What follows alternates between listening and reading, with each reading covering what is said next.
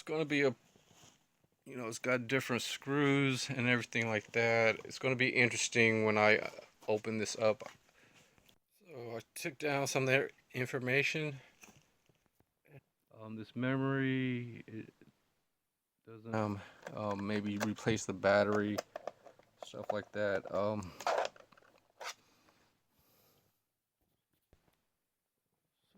pretty lucky. I took off the battery. This is 256 gigabytes hard drive. This memory, it doesn't really say anything. I think it's a ddr3. Um, where it says one, well, it's got a lot of numbers. I could just Google the specifications. Um,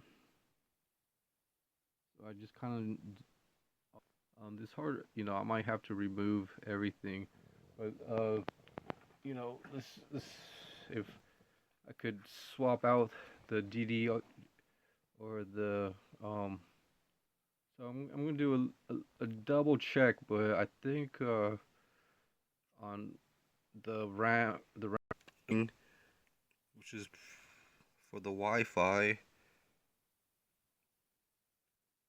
and then the hard drive used to be right here. The battery's still here, rechargeable battery. Pretty valuable. Within parts wise, batteries can be and adapters and stuff, but I might have to probably go on the other side, definitely. And yeah, the RAM used to be right there.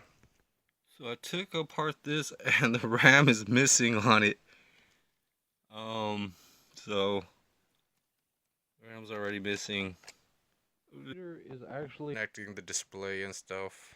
And having a spare flashlight just to kind of look around for any entry points and stuff. But there's two screws on this panel, and there may be a couple of screws inside here that are keeping things a little tight. Like even the hard drive and things, I probably remove as much as I can to get to that display. I'm gonna probably just suggest or just keep myself. Yeah, I can kind of see one, two. So a few of these screws might try to just do 2 gigabytes, um, things like that, or maybe just keep the RAM in there. But um, so I guess I could remove some of these screws while I can, and even the hard drive. Just loosen everything up and put things to the side at first. This computer is quite old, but it hasn't. I mean, and the internet. I had to it basically registered online and stuff, so that was pretty good. But besides that, I mean, it's been okay. I think it's a 1.48 gigahertz. It was an average PC. It's not really. It's like right after like Windows XP mainly. It's a Windows 8, but Windows 7, Windows Vista, or Windows 8. Um, Basically,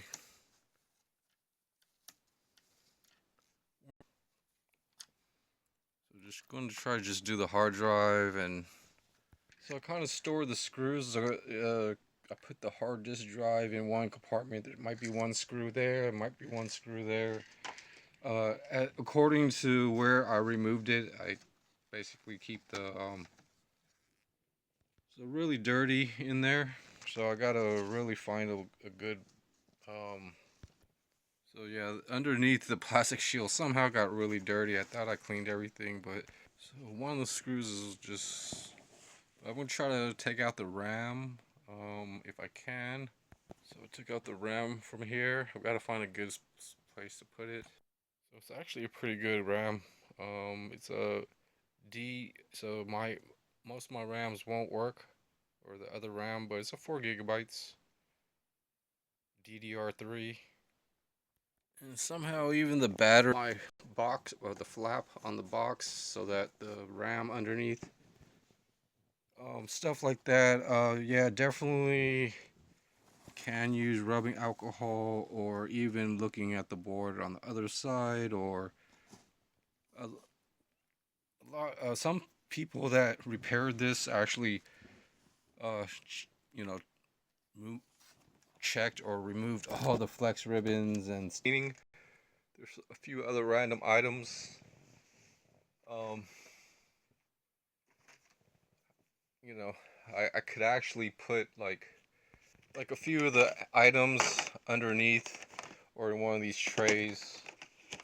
So I've got a couple of trays, and then just kind of emptying out some of the stuff that I've accumulated, and kind of resetting whatever I could. And yeah, and there's a spatula and stuff. There might be some small parts, so just staying a little bit organized, but not completely. So I need to clean these up a little bit, and then you know, just whatever possible items that could actually fit in something like this is actually like this. Now it's kind of, the display won't turn on, basically. So it's all these wires on the left side, or on the left hinge, or just whatever I could get removed in this area. You know, and just checking the plug. I kind of,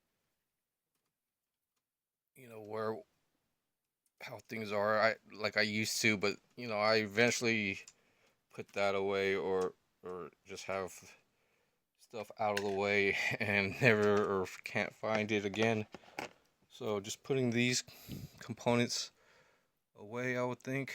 And then, and it's really tough because there's decent components, and you know, what if I can repair it and stuff like that lingers. So I'm going to also have stuff to put away, tools. And so actually put on some rubber gloves, and I can actually just clean this just by rubbing around, and then using like compressed air would be really good to just blow things off. So I, you know, definitely can use like an air compressor, a small air compressor, but just mainly just coating this with the peroxide as you saw, and without really figuring it out. But even like the fan, I really don't like putting fluids onto electrical components and stuff, and without a air compressor and stuff. So, but just kind of dusting it off, I think. Some of the fluids.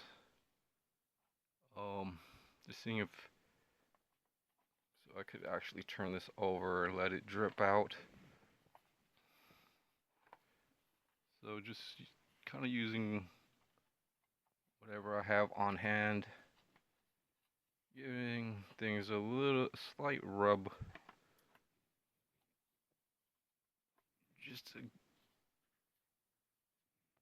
like, this right here is kind of a, and even on the microchips would be okay, but a rubber glove is actually like the only thing I could really think of without really damaging or getting snagged or caught on something. So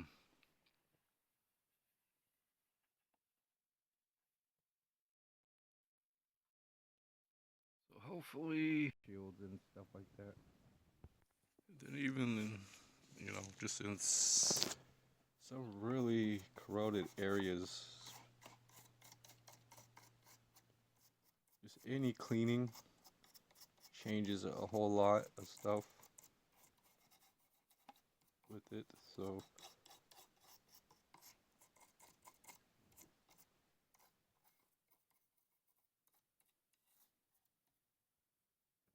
So it just depends on some situations, but